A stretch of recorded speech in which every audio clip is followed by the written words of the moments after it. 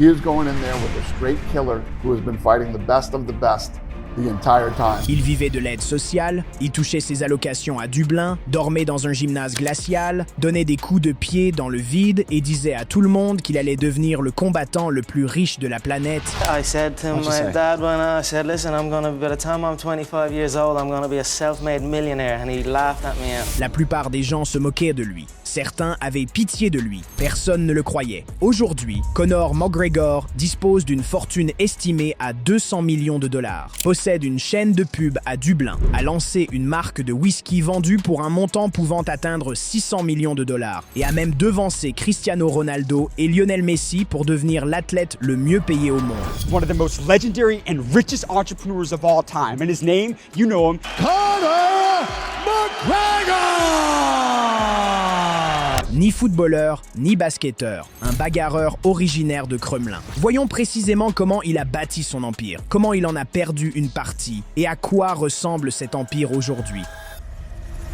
Des allocations sociales au titre de champion du monde, la transformation de McGregor, qui est passé du statut d'apprenti plombier percevant des allocations sociales à Dublin à celui de l'un des athlètes les plus riches des sports de combat, représente sans doute l'ascension financière la plus spectaculaire de l'histoire de l'UFC. Et cette histoire mérite d'être racontée comme il se doit, car cet empire n'a aucun sens sans ses origines. Conor Anthony McGregor est né le 14 juillet 1998 à Crumlin, une banlieue ouvrière très soudée située au sud de Dublin. Des rangées de maisons mitoyennes, des épiceries de quartier, des salles de boxe. Sa famille a ensuite déménagé à Lucan, mais Crumlin est resté gravé dans son âme. Après avoir travaillé comme apprenti plombier à Dublin, l'ascension de McGregor a été alimentée par sa puissance de frappe, sa confiance en lui et sa capacité à attirer l'attention tant à l'intérieur qu'à l'extérieur de l'octogone. Les allocations sociales, c'était bien réel. Sa soif de réussite était bien réelle. Il s'entraînait au Straight Blast Gym de Dublin, dans un entrepôt glacial, et il répétait à qui voulait l'entendre qu'il allait devenir célèbre et riche. On le prenait pour un illuminé. Il ne l'était pas. Il a rejoint l'UFC en 2013 et a rapidement gravi les échelons, devenant le premier combattant de l'histoire de l'UFC à détenir simultanément des titres dans 2 catégories de poids. En 2015, il a mis José Aldo KO en 13 secondes, la fin de combat la plus rapide de l'histoire des combats pour le titre de l'UFC. 13 secondes. Tout le monde dans le monde du sport s'est arrêté pour regarder. En 2016, il était la plus grande attraction de l'histoire du MMA. Et en 2017, il est monté sur un ring de boxe à Las Vegas pour affronter Floyd Mayweather, un homme qui n'avait jamais perdu un combat professionnel. McGregor a perdu ce combat-là aussi, mais il n'est pas reparti les mains vides, loin de là. Son combat de boxe de 2017 contre Floyd Mayweather Jr. lui a permis de réaliser la percée financière qui l'a propulsé dans les sphères de la richesse exceptionnelle. Ce spectacle a généré plus de 4,3 millions d'achats en paiement à la séance, rapportant à McGregor une rémunération totale estimée à 130 millions de dollars. Une nuit, un combat, 130 millions de dollars. L'apprenti plombier était devenu un magnate, mais l'argent de la boxe a tendance à disparaître. McGregor le comprenait mieux que quiconque. Ainsi, alors même qu'il gagnait encore sa vie en distribuant des coups de poing, il était déjà en train de bâtir ce qui allait éclipser toutes les bourses qu'il avait jamais gagnées. Proper No. 12, le whisky qui a tout changé. C'est là que l'argent a vraiment été gagné. Et c'est là que cela devient fascinant, car les choses ont failli se passer tout autrement. En 2018, McGregor a lancé le whisky irlandais Proper No. 12, dont le nom fait référence à Dublin 12, le quartier postal de Crumlin où il a grandi. L'industrie du whisky a ri. Jameson régnait sur le whisky irlandais depuis 1780. Un combattant de l'UFC à la grande gueule qui s'aventurait sur ce marché? Bonne chance. Mais McGregor n'a pas abordé ce marché de la même manière que les anciennes distilleries. Il comptait des dizaines de millions d'abonnés sur les réseaux sociaux et un visage que le monde entier reconnaissait. Il a vendu le Proper No. 12 exactement de la même manière qu'il vendait ses combats, à grand renfort de publicité, partout et sans relâche. Comme l'a dit McGregor lui-même, « En Irlande, nous avons des maîtres distillateurs et nous avons des maîtres buveurs. Mon grand-père était un maître buveur. » Il a raconté que son grand-père lui disait toujours que l'Irlande était la championne du monde de la fabrication de whisky. En moins de 3 ans, 6 millions de bouteilles de Proper No. 12 ont été expédiées. 6 millions de bouteilles. Les anciennes distilleries ont cessé de rire.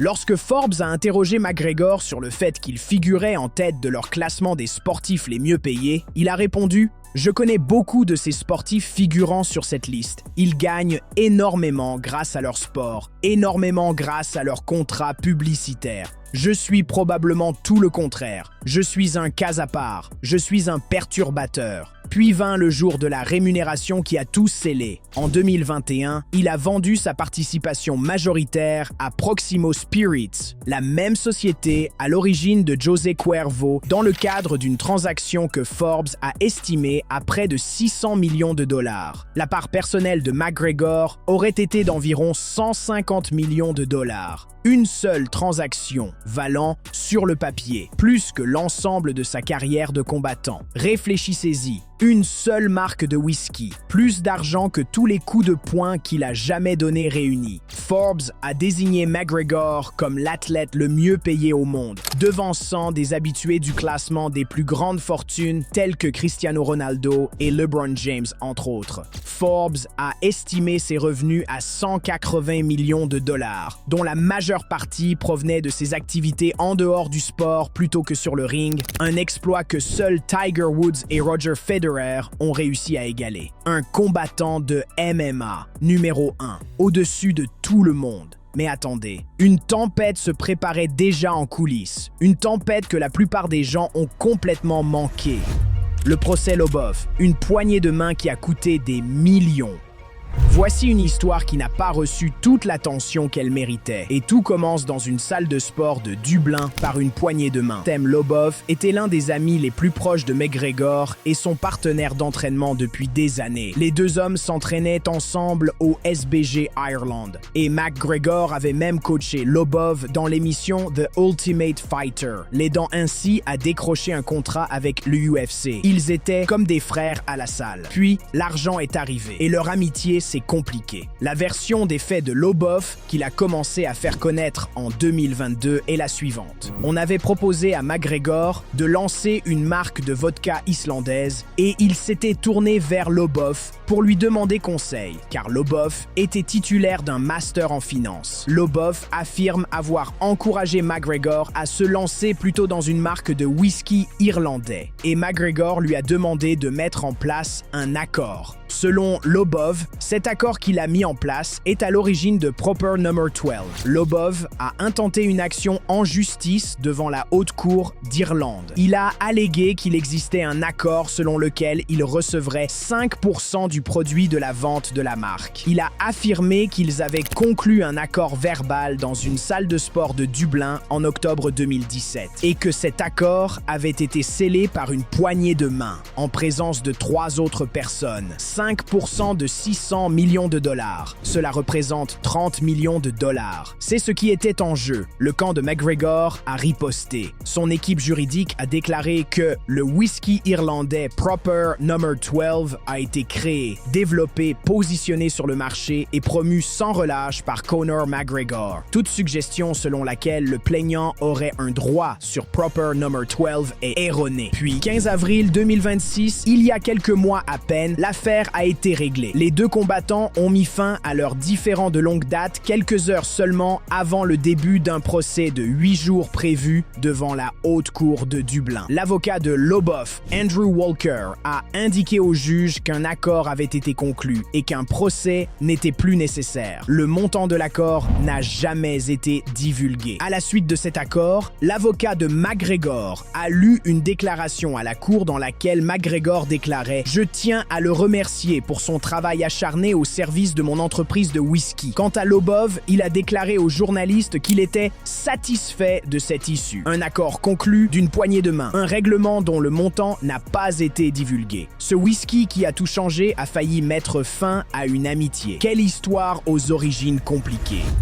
Le Black Forge Inn, racheteur ses propres rues, McGregor disposait désormais d'une fortune. La vraie question était de savoir ce qu'il allait en faire. Et la réponse s'est avérée être quelque chose que personne n'avait prévu. Il est rentré chez lui à Dublin et s'est mis à acheter. Son premier achat immobilier majeur était personnel, profondément personnel. Dans son ancien quartier de Crumlin se trouvait un pub qui avait une histoire compliquée avec McGregor. Il s'appelait auparavant The Marble Arch. Et en 2019, McGregor avait été filmé à l'intérieur de ce même pub en train de donner un coup de poing à un homme plus âgé, un incident pour lequel il s'était ensuite excusé et qui lui avait valu une amende. Puis, vers 2020, il a racheté l'établissement. McGregor aurait déboursé 1,9 million d'euros pour ce pub de Crumlin, le quartier de Dublin où il a grandi. Il a consacré 1 million d'euros supplémentaires rien qu'à la rénovation, le transformant en gastropub. Il l'a rebaptisé The Black Forge Inn. Après une rénovation complète, cet établissement somptueux abrite désormais un grand bar central, des lustres qui attirent tous les regards et des murs aux teintes riches ornés d'œuvres d'art élégantes. Il est devenu du jour au lendemain une destination prisée des célébrités. Des combattants, des influenceurs et des touristes ont commencé à affluer spécialement pour déguster un steak sous le toit de McGregor. Il a un jour réglé l'addition de toute la table de Paddy Pimblett sans même jeter un œil à la note. Dan Bilzerian est passé par là. Des célébrités du monde entier ont fait le pèlerinage à Crumlin, une banlieue ouvrière de Dublin à laquelle personne en dehors de l'Irlande n'avait jamais pensé auparavant. Cette rénovation a attiré des visiteurs tant nationaux qu'étrangers, le lien entre McGregor et le pub ayant déjà provoqué un afflux de touristes étrangers depuis son rachat. Le pub est même devenu une sorte de décor de cinéma. McGregor a été aperçu en train de servir des pintes derrière le comptoir du Black Forge Inn aux côtés de Tucker Carlson. Ce n'est que dans l'univers de McGregor que cette phrase a un sens. Le Black Forge Inn a ouvert ses portes en 2021. Le pub emploie une cinquantaine de personnes et a remporté des prix pour sa cuisine. La chute, malgré sa clientèle de célébrités, le pub est déficitaire depuis son ouverture. Mais ce n'est pas là l'essentiel. Chaque touriste qui réserve un vol pour se rendre au Black Forge Inn adhère au mythe McGregor. Ce pub n'est pas une entreprise. C'est un panneau publicitaire, un véritable outil de marketing de marque bien vivant, mais avec des lustres et des steaks servis sur une pierre chaude.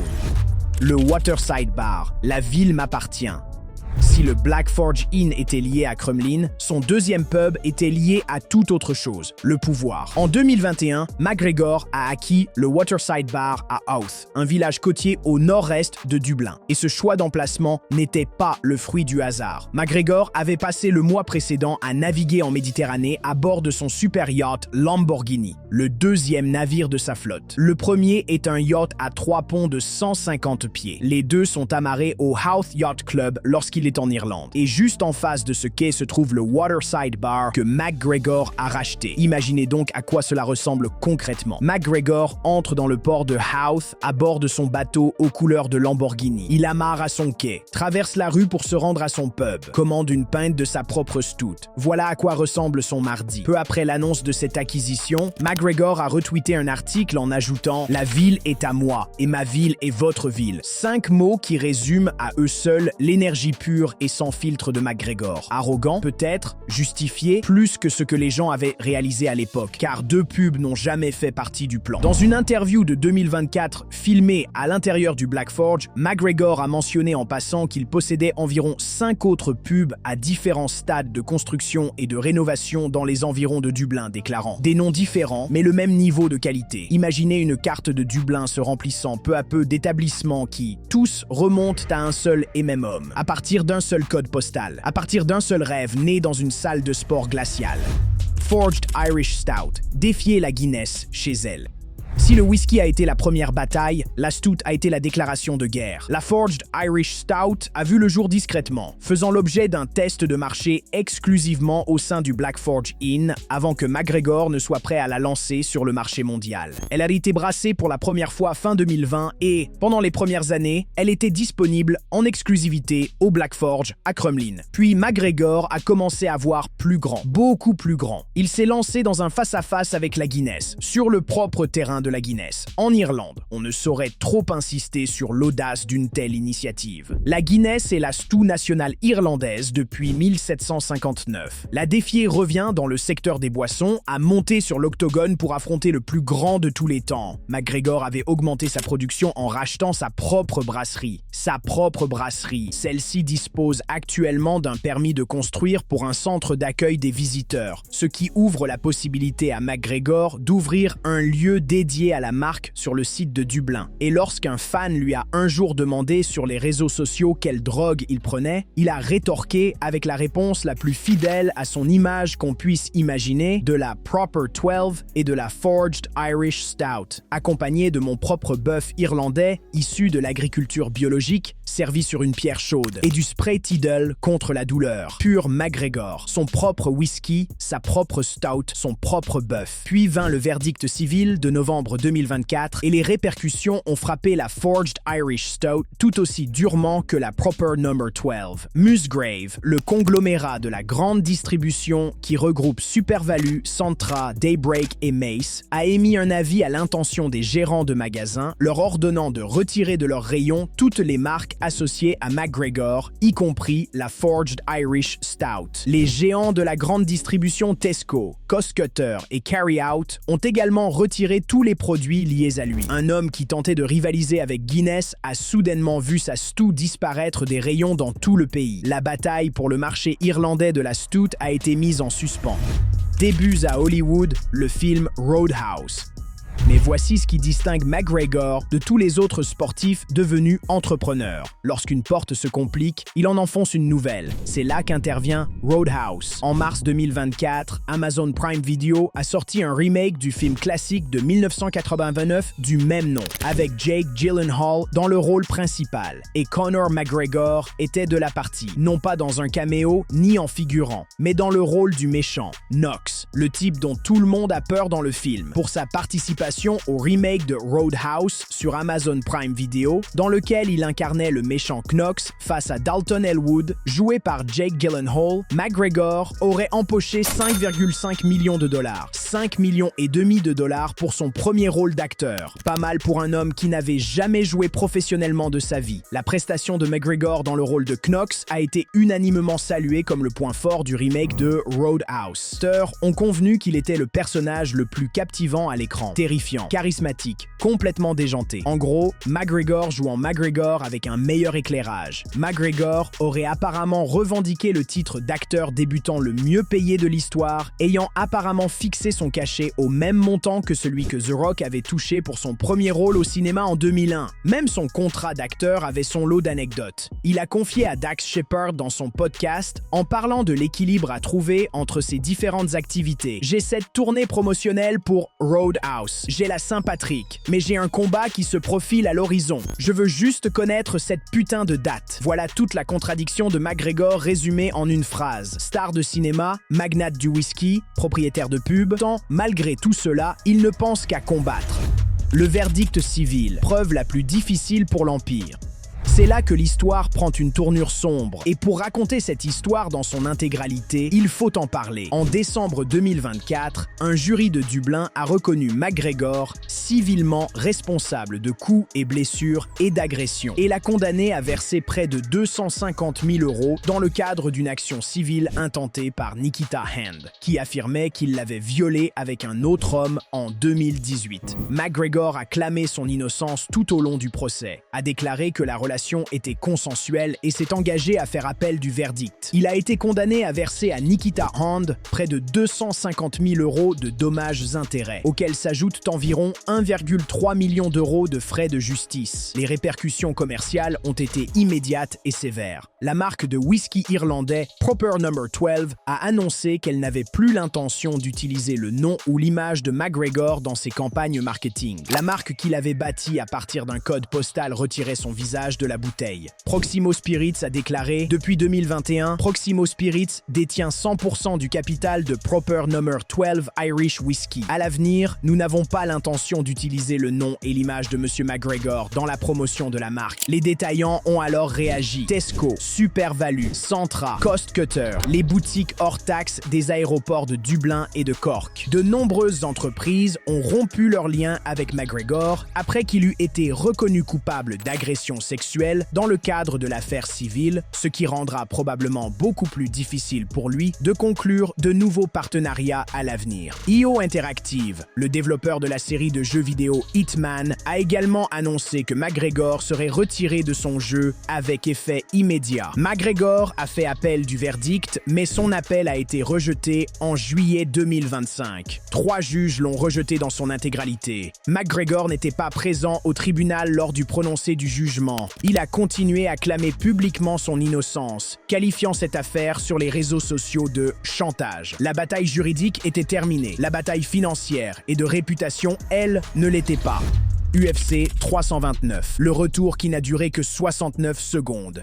Car cet homme a refusé de rester à terre. Ça a toujours été la manière de faire de McGregor. Après tout ce qui s'était passé, le verdict civil, l'effondrement de sa marque, les années loin de la compétition, il a annoncé son retour à l'UFC. Il avait purgé une suspension pour dopage liée à des manquements à l'obligation de déclaration de localisation lors des contrôles de 2024, cette suspension prenant fin avant son retour prévu en 2026. Le 11 juillet 2026, à la T-Mobile Arena de Las Vegas, le retour tant attendu de McGregor face à Max Holloway lors de l'UFC 329 n'a duré qu'à peine 1 minute. Il s'est élancé, a lancé un coup de pied en vol et s'est blessé au genou droit. L'arbitre Mike Beltran a arrêté le combat à 1 min 09 S du premier round. 69 secondes, 5 ans d'attente, 5 ans de promesses, 5 ans pendant lesquels tout le monde retenait son souffle. Tout cela s'est terminé en 69 secondes à cause d'un genou qui a lâché sur le tapis. Immédiatement après, McGregor a publié sur X « Je suis complètement à bout, anéanti. Je n'avais aucune blessure avant le combat. Ça m'est tombé dessus sans crier gare. Je suis au plus bas. Je ne peux décrire ça que comme un véritable enfer. » L'ancien champion dans 2 catégories de poids a confirmé avoir subi une blessure au ligament croisé antérieur, LCA, et au ménisque lors de son combat contre Max Holloway. McGregor a écrit « C'était le LCA et le ménisque. C'est la même blessure que lors du premier combat contre Holloway. Sauf que cette fois-ci, c'est l'autre jambe. La même blessure. Une autre jambe. 13 ans d'écart. Cruel des coïncidences. » Interrogé sur l'avenir de McGregor, Dana White a déclaré « Il va subir une opération du genou. C'est tout. Le débat autour de Conor McGregor ne vaut même pas la peine d'être abordé. Il doit se faire opérer, suivre une rééducation. Et ensuite, quand le médecin dira qu'il peut recommencer un entraînement intensif, alors nous recommencerons à parler de Conor McGregor Purgy. » McGregor a rappelé à tout le monde qu'il était déjà revenu à la compétition dans les 9 mois suivant une blessure similaire et a écrit que, avec les progrès actuels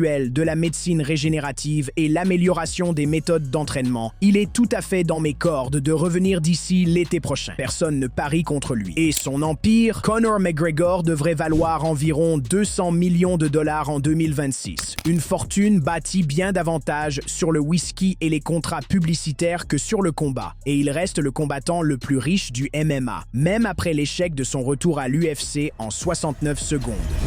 Le pari présidentiel au-delà du sport.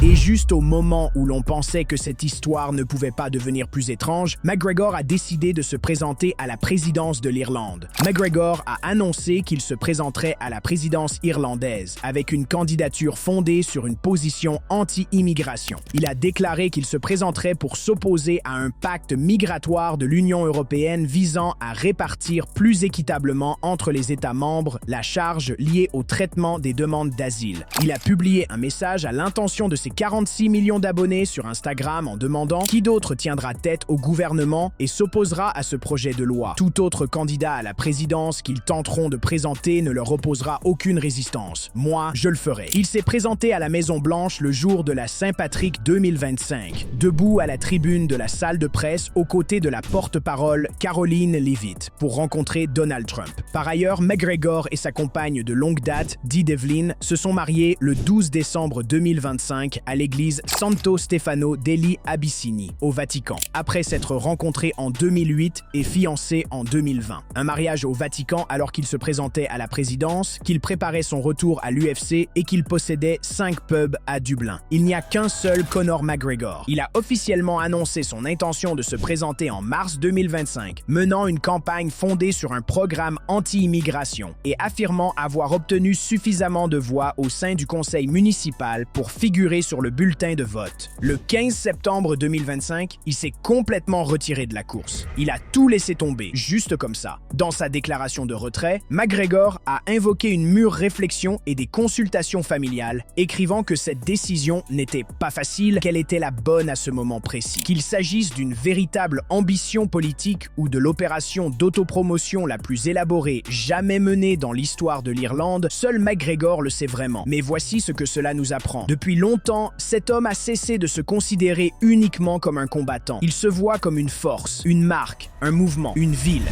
L'Empire aujourd'hui, où en sommes-nous ?